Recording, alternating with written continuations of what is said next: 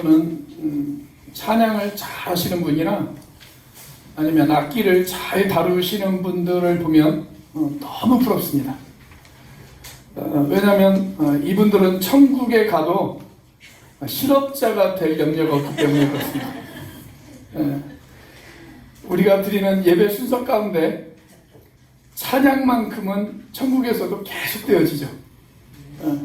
그러나 저는 천국에 가면 실업자가 됩니다. 예수님이 거기 계시는데 제가 그 앞에서 설교할 수는 없잖아요. 그러나 저에게도 한 가지 소망이 있습니다. 그건 뭐냐면 천국에 가면 음치가 치유되어질 줄로 믿습니다. 한때 교회가 세상에 강력한 영향을 끼치던 때가 있었습니다.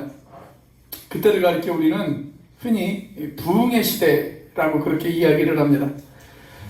이런 부흥의 시대가 임하면 사람들은 설교를 사모합니다. 그런데 오늘날은 사람들이 설교를 사모하지 않습니다. 오히려 우리는 설교의 홍수 시대에 살고 있습니다. 설교가 너무 넘쳐납니다. 그런데 안타까운 것은 사람들이 설교에 대해서 특별한 기대조차 하지 않는다 라고 하는 것입니다. 오히려 설교에 대해서 부정적인 인식만 사람들이 가지고 있습니다. 어떤 두 사람이 서로 말싸움이 있었어요. 급기야 목소리가 커지더니 한 사람이 다른 사람을 향해서 이렇게 소리를 지릅니다. 야! 나한테 설교하지 마!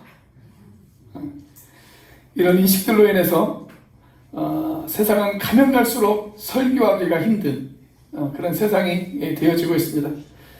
설교가 왜 이런 위기를 맞이했을까요? 설교자 때문이라고 할 수도 있고 설교를 듣는 청중들 때문이다 라고 이야기할 수도 있습니다. 저는 일단은 설교자의 책임이 가장 크다라고 생각이 되어집니다. 설교자가 자신의 설교와 자신의 삶이 다를 때 사람들은 설교에 대해서 실망할 수밖에 없습니다. 그리고 또 설교가 충분히 준비되어져 있지 못할 때, 그리고 그 내용이 사람들의 귀만 간지럽히는 설교를 할 때 설교는 위기를 맞이합니다. 그러나 설교의 위기가 꼭 설교자 때문에 생기는 것만은 아닙니다. 저는 설교를 듣는 사람들도 상당 부분 책임이 있다라고 생각이 되어집니다. 오늘의 성도들이 정말 직지한 태도로 하나님의 말씀을 듣고 있을까요? 듣는 사람이 어떤 자세로 듣느냐 하는 것은 설교자가 어떤 마음으로 설교하느냐 못지않게 아주 중요한 문제입니다. 오늘 본문 말씀을 가리켜서 우리는 흔히 씨 뿌리는 비유다라는 그런 이야기를 하죠. 예수님께서 해안가에 있는 배 위에 올라가셔서 그곳을 강단으로 삼고 지금 말씀을 전하시고 계십니다. 그리고 사람들은 삼삼오오 풀밭에 앉아서 예수님의 말씀을 듣고 있습니다.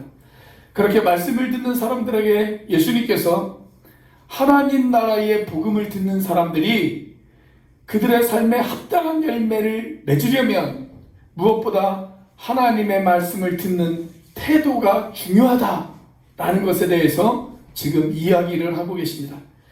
자, 오늘 본문의 결론이라고 이야기할 수 있는 9절 말씀을 같이 한번 읽어보겠습니다. 시작. 또 이르시되 들을 귀 있는 자는 들으라 하시니라. 자, 여기 강조되어져 있는 단어가 뭐냐면 들으라 하고는 단어입니다. 들으라. 자, 이 비유 가운데 등장하는 세 가지의 아주 중요한 요소가 있습니다. 하나는 씨이고, 하나는 밭이고, 하나는 열매입니다. 씨와 밭과 열매. 자, 그런데 씨는 똑같은 씨예요. 똑같은 씨. 자, 똑같은 씨가 서로 다른 4개의 밭에 뿌려졌습니다. 그런데 어떤 밭에서는 30배, 60배, 100배의 열매를 거두었고 어떤 밭에서는 전혀 열매를 거두지 못했습니다.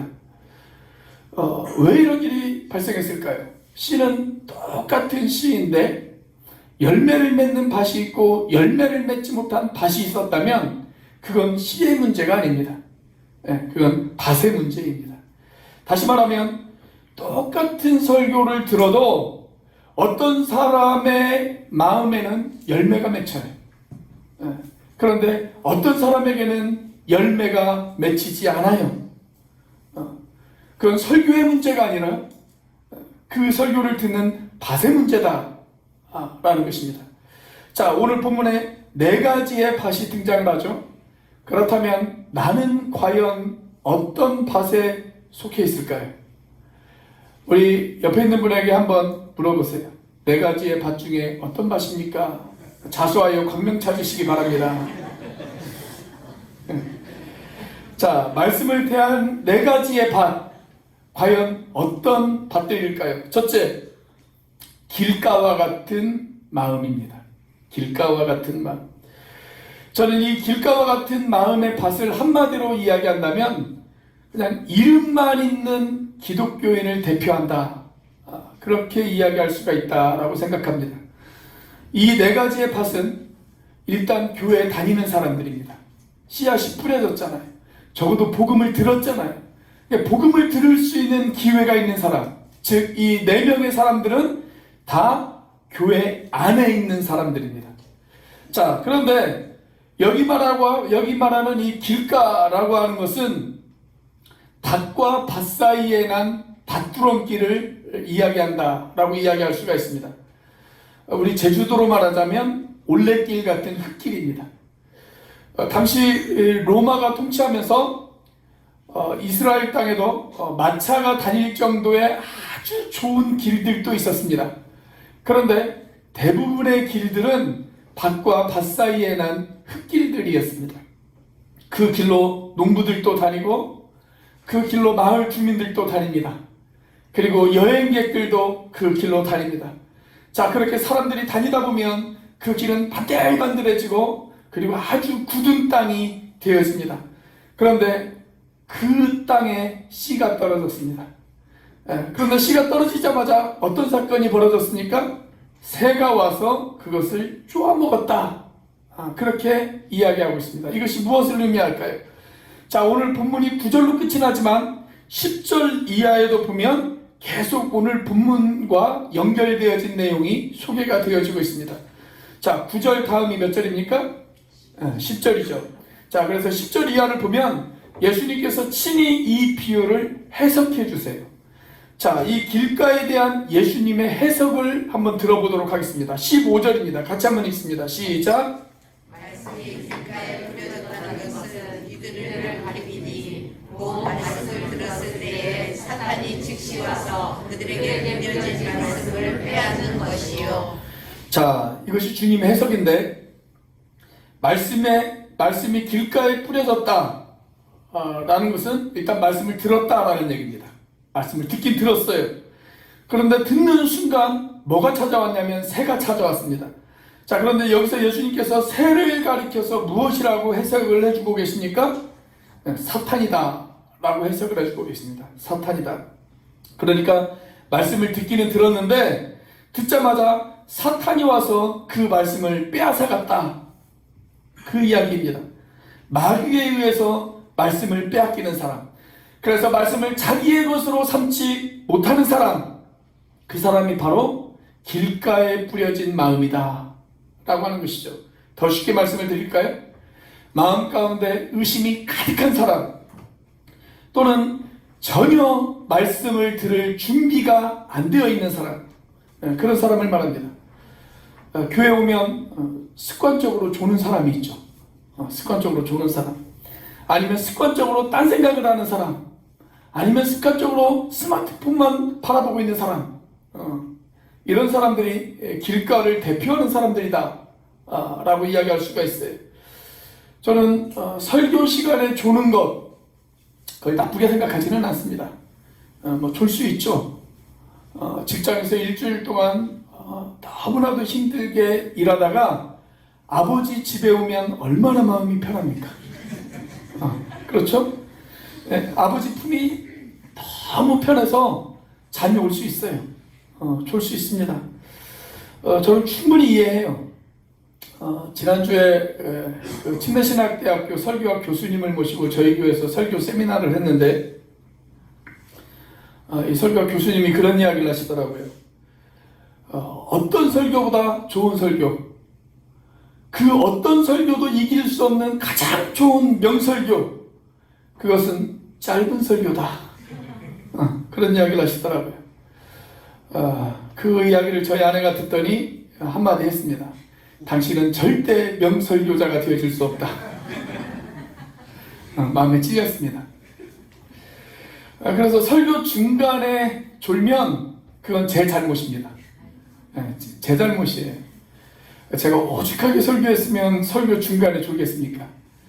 어떤 교회에서 목사님이 이렇게 막 설교를 하시는데 열심히 주무시는 분이 계셨대요. 그런데 맨 뒤에 앉아서 졸면 그나마 좀 다행인데 앞자리에 앉아서 그냥 열심히 주무시고 계시더래요. 그래서 목사님이 좀 기분이 상했어요. 그래서 옆에 있는 집사님에게 집사님 좀 깨우세요. 옆에 있는 분 좀 깨우세요. 그렇게 이야기를 했어요.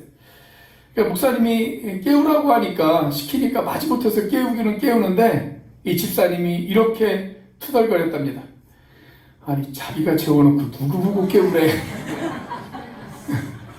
그렇게 얘기를 했어요. 그래서 중간에 주무시는 분이 계시면 그건 제 책임입니다. 제 책임이에요. 그런데 초장부터 주무시는 분들이 계시잖아요. 설교를 시작도 안 했는데 그냥 초장부터 주무시는 분들. 아니 어쩌다 한번 초장부터 주무실 수는 있어요. 그런데 교회만 오면 주무시는 분들이 계세요. 교회만 오면 주무시는 분들. 이건 제 책임이 아니에요. 이건 그분에게 문제가 있는 거예요. 그렇지 않습니까? 그런데 재밌는 것은 뭐냐면 그런 분들도 설교가 끝날 때가 되면 영하게 깨어난다는 것입니다. 옥스퍼드와 캠브리지에서 학생들을 가르쳤던 C.S. 루이스라고 하는 교수님이 계십니다. 제가 이분에 관한 이야기를 종종 하죠. 이분이 쓴 책 가운데 스크루테이프라고 하는 책이 있습니다. 소설책 같은 이야기책이에요. 아주 읽기 편해요. 소설책이라고 보시면 돼요. 마귀가 있는데 그 마귀의 이름이 뭐냐면 스크루테이프입니다. 스크루테이프. 그런데 이야기책이니까 이 마귀에게 조카가 있었어요. 조카 마귀가 있었어요. 조카 마귀가. 원래 마귀는 조카가 없죠. 근데 조카 마귀가 있었어요. 그런데 이런 이야기가 있습니다. 그 책에 어느 날 영국에서 사회적으로 아주 존경을 받는 노신사가 있었습니다. 이분이 어느 날 하루 도서관에 갔어요. 도서관에 가서 책을 읽다가 기독교에 관련된 서적 한 권이 눈에 보였습니다. 그래서 그 서적을 펼쳐서 읽기 시작을 합니다. 한참을 읽는데 마음이 막 뜨거워요. 마음에 감동이 와요. 그래서 이분이 이런 결심을 합니다. 그래, 나도 이제 제대로 믿어야지. 나도 제대로 믿어야지. 내 인생이 얼마 남지 않았는데 나도 이제 하나님 앞에 설 준비를 해야지. 내가 이렇게 살면 안 되지. 내가 제대로 예수를 믿어야지. 그렇다면 내가 이제 어떻게 살까? 내가 예수님 믿는 사람답게 어떤 모습으로 살아갈까? 거기에 대해서 고민을 하기 시작을 했어요. 이런 도전을 받으면서 신앙에 대한 진지한 고민이 이 사람 마음에 생겼습니다. 자, 그런데 갑자기 무슨 생각이 탁 스치고 지나가냐면 지금 점심시간이지? 일단은 밥부터 먹고 생각해보자. 밥부터 먹고 내가 어떻게 살아야 될지 그 다음에 한번 고민해보자. 이런 생각이 들었습니다. 자, 그래서 식당에 가서 밥을 먹어요. 자, 밥을 먹고 나니까 배도 부르고 졸리기도 하고 모든 게 귀찮아지기 시작을 했습니다. 그래서 인생이 다 그런 거지 뭐. 내가 지금까지 이렇게 살았는데 갑자기 내가 바뀐다고 얼마나 바뀌겠어. 그냥 살던 대로 살자. 이렇게 생각을 하고 점심 먹고 그냥 집으로 돌아갑니다. 마치 마음에 아무런 도전도 없었던 것처럼, 마음에 아무런 결심도 없었던 것처럼 그냥 집으로 돌아갑니다. 그런데 그 모습을 보고 그 뒤에서 사탄이 회심의 미소를 짓습니다. 저는 이 이야기를 읽으면서 오늘날 교회당을 채우고 있는 많은 사람들의 모습이 아닌가, 그런 생각이 들었습니다. 교회 와서 주일날 하나님의 말씀을 듣습니다. 매주는 아니더라도 그래도 가끔은 그 말씀이 가슴에 와닿을 때가 있습니다. 그래, 맞아, 나도 새롭게 살아야지, 내가 이렇게 살아서는 안 되지, 나도 제대로 한번 믿어봐야지, 이런 생각을 합니다. 그런데 그런 생각을 딱 하는 순간 이런 생각이 스치고 지나갑니다. 그런데 오늘 설교가 왜 이렇게 길지? 오늘 점심시간이 섬김 목장이 점심시간을 하는데 오늘 점심 메뉴가 과연 뭘까? 이런 생각이 들어요. 그리고 점심 먹고 집에 돌아가면서 마치 아무런 마음에 결단이 없었던 사람처럼, 아무런 결심이 없었던 사람처럼 그냥 그렇게 집으로 돌아갑니다. 그때 이 사람의 뒤에서 미소 짓고 있는 악마의 모습을 한번 생각해 보셨습니까? 이렇게 말씀의 씨앗이 내 마음에 떨어졌을 때 사탄에 의해서 그것을 금방 빼앗겨 버리는 사람, 그래서 그것을 내 것으로 만들지 못하고 여전히 굳은 마음으로 다시 되돌아가 버리는 사람, 바로 이런 사람이 길가 같은 마음밭입니다. 자, 말씀을 대하는 네 가지의 마음, 무엇이 있을까요? 두 번째로 돌밭과 같은 마음입니다. 자, 길가가 이름만 있는 기독교인을 대표한다 라고 이야기한다면, 이 돌밭은 깊이가 없는 기독교인을 대표한다 라고 이야기할 수가 있습니다. 이 깊이가 없는 기독교인에 대해서 예수님께서 어떻게 해석을 해놓고 계시느냐, 16절과 17절입니다. 같이 한번 읽어보겠습니다. 시작. 또 이와 같이 돌밭에 뿌려졌다는 것은 이들을 가리킴이니 곧 말씀을 들을 때에 즉시 기쁨으로 받으나 그 속에 뿌리가 없어 잠깐 믿다가 말씀으로 인하여 환난이나 박해가 일어나는 때에는 곧 넘어지는 자요. 옛날 청교도들은 기독교인에게는 세 가지의 적이 있다, 그렇게 이야기를 했습니다. 저와 여러분들에게는 세 가지의 적이 있습니다. 첫째는 사탄, 마귀이고, 둘째는 육신이고, 셋째는 세상이다. 여기서 말하는 육신은 우리 육체를 말하는 것이 아니고요, 우리 마음속에 있는 부패한 이기심, 부패한 욕심, 그것을 말합니다. 세상은 이 지구를 말하는 것이 아니라 세상의 타락한 문화들, 잘못된 문화들, 그것들을 말하는 것입니다. 자, 여기에서 길가와 같은 마음의 적이 사탄이라고 이야기를 한다면, 돌밭과 같은 마음의 적은 우리 안에 있는 부패한 이기심, 우리의 육신을 말하는 것이다, 그렇게 이야기할 수가 있습니다. 여러분, 부패한 이기심, 우리 안에 있는 부패한 마음들은 편하고 쉬운 것들을 추구합니다. 그래서 힘들고 불편한 것들이 생기면 금방 포기하게 만듭니다. 실제로 성지순례를 가보시면 이스라엘에는 아주 돌밭이 많습니다. 그리고 그 돌 때문에 나무가 뿌리 깊이 내리지를 못합니다. 마치 이 땅 제주와 같아요.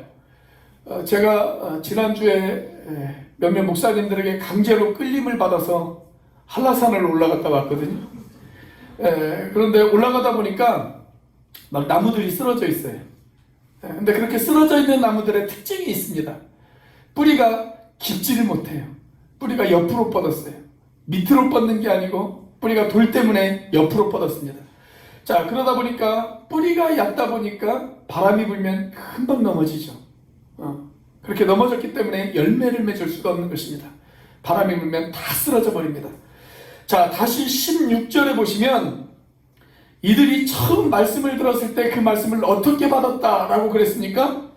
기쁨으로 받았다 그랬습니다. 기쁨으로 받았다. 그러니까 말씀을 듣고 감정적인 반응이 있었어요. 반응이 있었어요. 말씀에 동의가 되어져서 아멘 아멘 그랬습니다. 때로는 말씀을 듣고 웃기도 하고 울기도 했습니다. 어떤 때는 심지어 은혜 받았다고 간증도 합니다. 자, 이렇게 어느 날 갑자기 은혜 받아 성령 충만한 사람으로 화려하게 그리고 요란스럽게 등장을 합니다. 어느 날 그렇게 은혜 받았다고 막 시끄럽게 하다가 갑자기 그의 모습이 보이지를 않습니다. 바람처럼 나타나서 바람과 함께 사라져버렸습니다. 이런 사람이 돌박과 같은 대표적인 사람들이라는 거예요. 그런데 왜 사라졌느냐? 나중에 알고 보니까 아주 사소하고 유치한 문제 때문에 사라졌어요. 교회 안에서 누구하고 싸웠어요. 나 그 인간 보기 싫어. 그 인간 보기 싫어서 예수 안 믿어. 그렇게 이야기를 해요. 다른 교회로도 나가면 그나마 다행인데 아예 신앙을 떠나버리는 사람들도 있어요. 여러분, 누군가와 갈등이 있으면 조금 어렵고 힘들더라도 그 갈등을 풀어가면서 사는 길을 선택하는 것이 아니라 그냥 아주 손쉬운 방법을 선택해요. 나 안 믿어. 안 믿어. 예전에 제가 서울에 있을 때 어떤 분이 한동안 교회 출석을 안 하세요. 그래서 그분 부인에게 물어봤어요. 그러니까 아내 되는 분에게 물어봤어요. 집사님, 요즘 남편분이 교회를 안 나오시는데 왜 안 나오세요? 물어봤어요. 그랬더니 이 집사님이 아주 주저하면서 되게 어렵게 말씀을 꺼내시는 거예요. 목사님, 사실은요, 제 남편이 에어컨이 시원치 않아서 교회 나오기 싫대요. 곧 에어컨을 틀어야 되는데 우리 교회도 점검을 좀 해야 됩니다. 제 친구 목사님의 교회가 상가 건물에 있습니다. 상가 건물 꽤 높은 곳에 있습니다. 높은 곳에 있어요. 물론 엘리베이터는 있어요. 그런데 어느 날 갑자기 교인 하나가 오더니 교회 출석하기 힘들다고 이야기를 하더래요. 그래서 그 이유를 물어봤더니 우리 교회 엘리베이터가 충청도 산이라 너무 느려서 힘들다. 그렇게 이야기를 하더랍니다. 우리 교회 엘리베이터도 장애인용이라 상당히 느린데 우리 교회에는 그런 성도들이 없기를 바랍니다. 아무튼 사소한 것 가지고 떠나가는 사람들이 있어요. 그런데 여러분, 우리 믿음의 선배들을 한번 생각해 보십시오. 우리 믿음의 선배들, 핍박과 환난 가운데에서도 신앙을 지키고 살았던 우리 믿음의 선배들을 한번 생각해 보세요. 여러분, 환난이나 역경은 그 사람의 신앙이 진짜냐 가짜냐를 테스트할 수 있는 아주 좋은 도구가 되어집니다. 진짜 신앙을 가진 사람은 역경을 견딥니다. 아니, 역경을 견디는 정도가 아니라 그 역경 속에서도 빛을 냅니다. 그런데 가짜 신앙은 역경이 오면 금방 떠나갑니다. 금방 떠나가요. 쉽고 편할 때는 아주 요란스럽게 믿는 것 같다가 어려움과 불편함이 찾아오면 금방 떠나가 버립니다. 이것이 바로 돌박과 같은 사람의 대표적인 특징입니다. 중국 마오쩌둥에 의해서 문화혁명이 시작되어졌죠. 그때 많은 선교사님들이 추방되어지는 그런 일들이 있었습니다. 선교사들이 눈물을 머금고 선교지를 떠나기 시작합니다. 그런데 한 선교사님이 떠나면서 자기가 전도한 중국인 제자를 데리고 같이 차 한 잔을 마실 수 있는 그런 시간을 좀 가졌어요. 어느덧 훌륭한 신앙의 지도자로 성장한 그 제자를 바라보면서 같이 차를 마시면서 이런 이야기를 했다고 합니다. 자네 견딜 수 있겠나? 곧 있으면 큰 환난과 많은 핍박이 불어닥칠 텐데 견딜 수 있겠어? 자네의 신앙을 지킬 수가 있겠나? 이 환난과 핍박 가운데서 교회를 계속 유지할 수 있겠나? 자네 사역을 계속 이어나갈 수 있겠어? 이렇게 질문을 던졌습니다. 그랬더니 그 제자가 찻잔에서 찻잎을 빼내면서 이런 이야기를 하더랍니다. 선교사님, 이 차의 잎이 뜨거운 물에 들어간다고 해서 차의 잎이 맛이 변합니까? 아닙니다. 오히려 뜨거운 물에서 이 차잎은 진짜 맛을 냅니다. 저는 제가 가진 신앙이 진짜라는 것을 환난을 통해서 증명해 보이겠습니다. 그런 이야기를 하더래요. 사랑하는 여러분, 참된 신앙은 역경을 이겨냅니다. 역경을 견딜 수가 있습니다. 그러나 돌밭과도 같은 마음은 불편하고 어려움이 찾아오면 금방 떠나가 버립니다. 그래서 열매를 맺지 못합니다. 저는 저희 교회에 돌밭과 같은 마음이 없기를 주의 이름으로 축복합니다. 자, 말씀을 대하는 네 가지의 마음 무엇일까요? 세 번째로 가시떨기 같은 마음입니다. 자, 길가가 이름만 있는 기독교인을 대표하고 돌밭이 깊이가 없는 기독교인을 대표하는 것이라고 한다면 이 가시떨기는 세속적인 기독교인을 대표한다 라고 이야기할 수가 있습니다. 자, 청교도들이 주장한 기독교인의 세 가지의 적 중에서 세상의 잘못된 가치관을 이야기합니다. 세상의 잘못된 가치관. 자, 이 세상의 잘못된 가치관에 빠져있는 가시떨기 같은 마음, 이 사람에 대해서 주님이 이렇게 해석을 하고 계시죠. 18절과 19절입니다. 같이 한번 읽어보겠습니다. 시작. 또 어떤 이는 가시떨기에 뿌려진 자니 이들은 말씀을 듣기는 하되 세상의 염려와 재물의 유혹과 기타 욕심이 들어와 말씀을 막아 결실하지 못하게 하는 자요. 예, 조금 잘못됐네. 자, 가시떨기가 말씀을 막아서 열매를 맺지 못했어요. 열매를 맺지 못했어요. 자, 그런데 그 가시떨기를 지금 예수님께서 무엇에다 비유를 하셨냐? 세상의 염려, 재물의 유혹, 기타 욕심, 거기에다가 비유를 하셨습니다. 세상적인 욕망이 말씀에 대한 사모함보다 더 컸어요. 여러분, 이 사람이 말씀에 대한 열정이 없는 것이 아니에요. 말씀에 대한 열정도 있어요. 말씀에 대한 사모함도 있습니다. 그리고 성경 공부도 열심히 참석을 합니다. 그런데 그런 것들보다 세상에 대한 욕심, 재물에 대한 욕심, 이런 것들이 더 컸어요.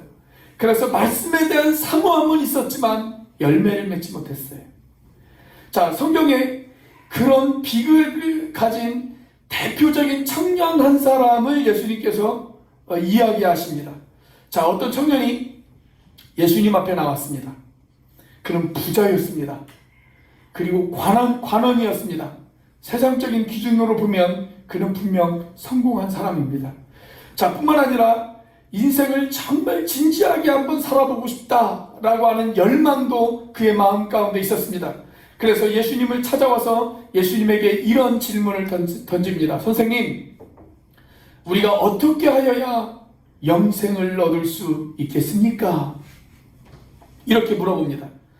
이런 진지한 인생에 대한 목마름이 있었지만 이 사람은 열매를 맺지 못했습니다.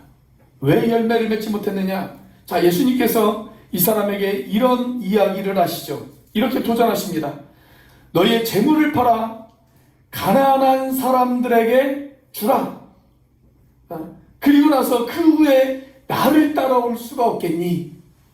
그렇게 이야기합니다. 너의 재물을 팔아 가난한 사람에게 주라. 그리고 그 다음에 나를 따라오너라. 그렇게 이야기를 합니다.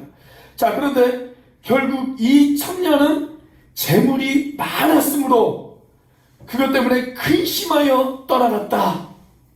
그렇게 이야기를 하고 있습니다. 재물이 그의 신이었습니다. 많은 재물이 이 사람의 우상이었습니다. 여러분, 재물을 소유하는 것, 많은 재물을 소유하는 것, 그것은 죄가 아닙니다. 저는 여러분들이 이왕이면 많은 재물을 소유할 수 있게 되어지기를 축복합니다.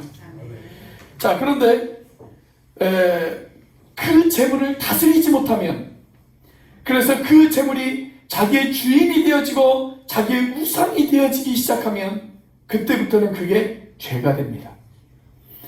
예수님께서 이런 말씀을 하셨죠. 한 사람이 두 주인을 섬길 수가 없나니 하나님을 선택하든지 재물을 선택하든지 둘 중에 하나를 선택해야 한다. 그런 이야기를 하셨습니다. 그렇습니다, 여러분. 재물을 가리켜서 아람어로 맘몬이라고 이야기를 합니다. 맘몬. 그런데 이 맘몬이라고 하는 단어는 원래 나는 믿는다라고 하는 단어에서 나왔습니다. 나는 믿는다. I believe. 나는 믿는다라고 하는 단어에서 나왔습니다. 여러분, 재물을 소유하는 것은 죄가 아니지만 재물을 믿기 시작하면 죄가 되어집니다. 그때부터는 재물이 나의 신앙이 됩니다. 재물이 나의 우상이 되어집니다.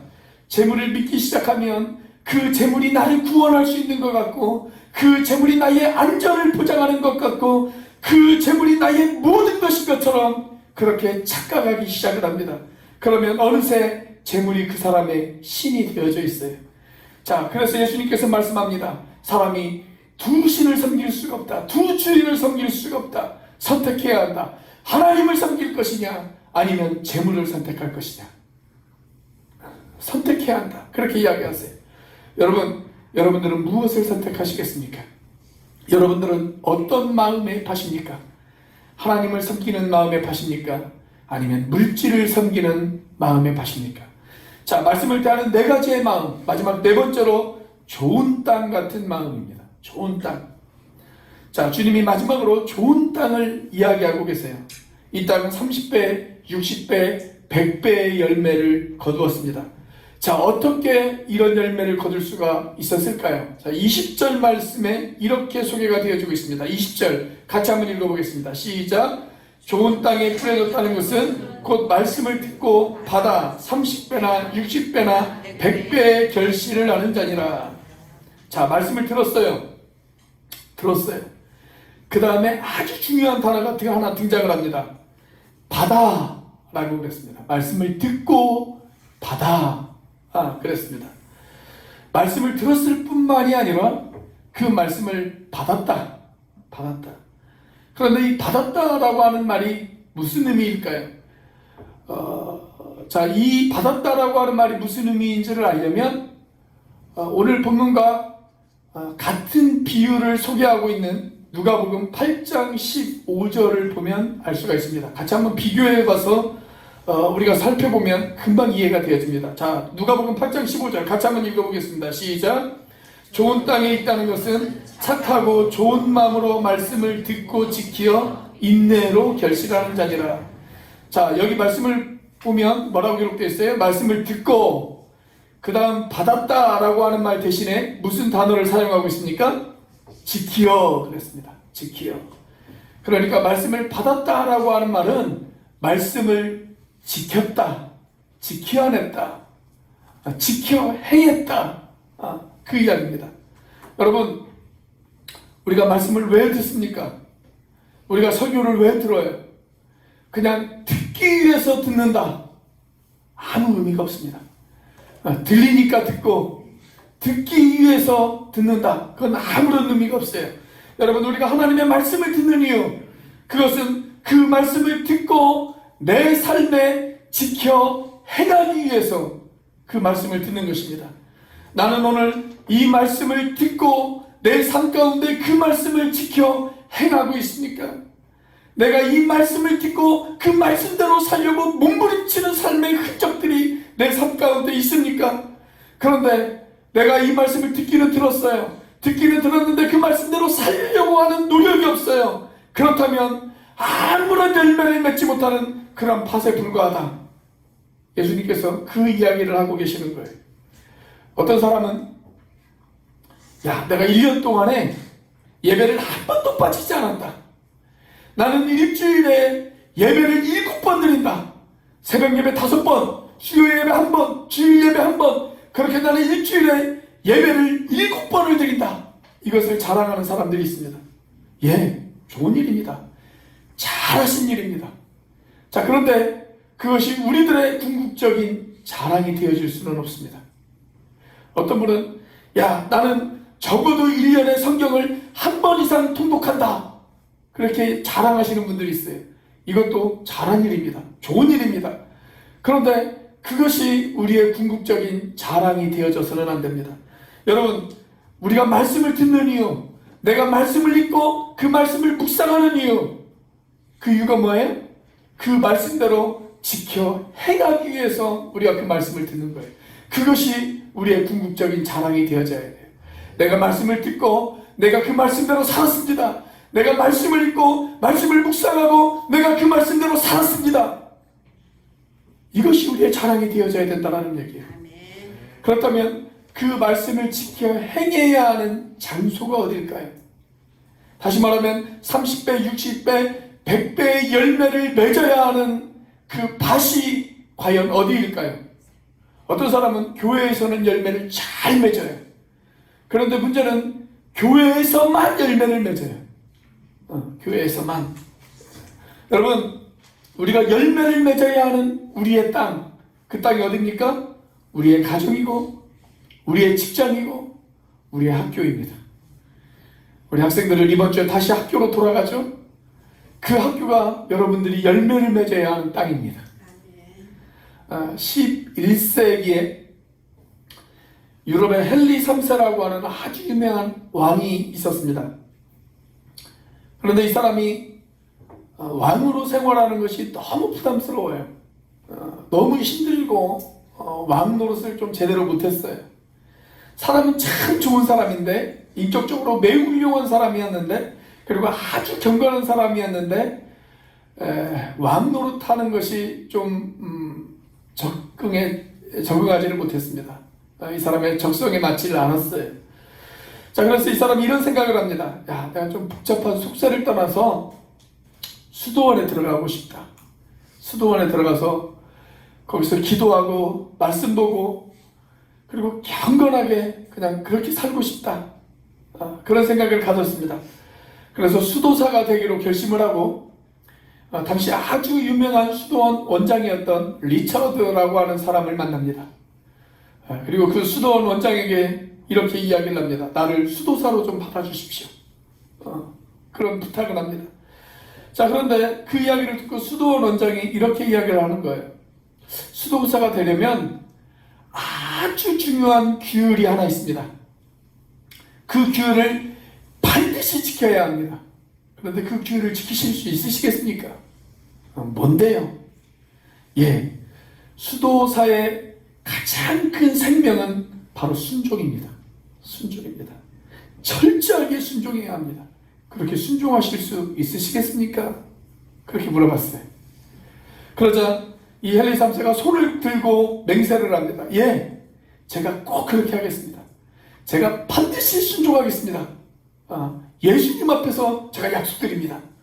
그렇게 이야기를 해요. 자, 그러자 리처드가 이런 이야기를 합니다.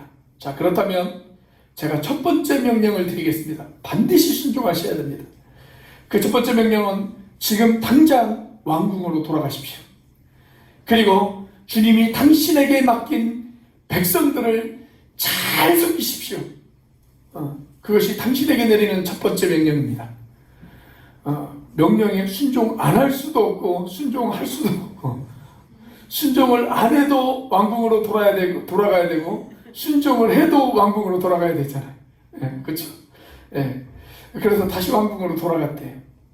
여러분, 저는 주님이 같은 이야기를 우리들에게 할 것이라고 생각을 합니다. 교회 와서 예배를 드리는 것 좋은 일이죠. 예배를 드리면서 말씀을 듣고 찬양도 부르고 기도도 하면서 우리가 은혜를 받습니다. 그렇게 말씀을 듣고 은혜를 받았다면 이제 우리가 돌아가야 될 곳이 있습니다. 돌아가야 될 곳. 여러분, 어디로 돌아가야 될까요? 각자 우리들의 삶의 자리로 돌아가셔야 됩니다. 고통이 있고 아픔이 있고 갈등이 있다고 하더라도 우리의 가정으로 돌아가고 우리의 직장으로 돌아가고 우리의 학교로 돌아가셔야 됩니다. 그리고 내가 서 있는 그 자리에서, 나를 보내신 그 자리에서 내가 최선을 다해 30배, 60배, 100배의 열매를 맺어야 되는 곳, 바로 그것이 우리의 삶의 자리입니다. 그렇게 내 삶의 한복판에서 하나님이 기뻐하시는 그런 사람으로 살아가는 것, 하나님이 기뻐하시는 그런 열매를 맺으며 하나님 앞에 그 열매를 드릴 줄 아는 인생, 여러분, 그 인생이 바로 좋은 땅입니다. 좋은 땅. 사랑하는 여러분, 여러분들은 어떻습니까? 여러분들은 오늘 좋은 땅이 되어져서 이 말씀 앞에 반응하고 계십니까? 이 말씀을 지켜 행하기 위해서 기꺼이 여러분들에게 보내신 그 좋은 땅으로 돌아갈 준비가 되어져 있으십니까? 기도하시겠습니다.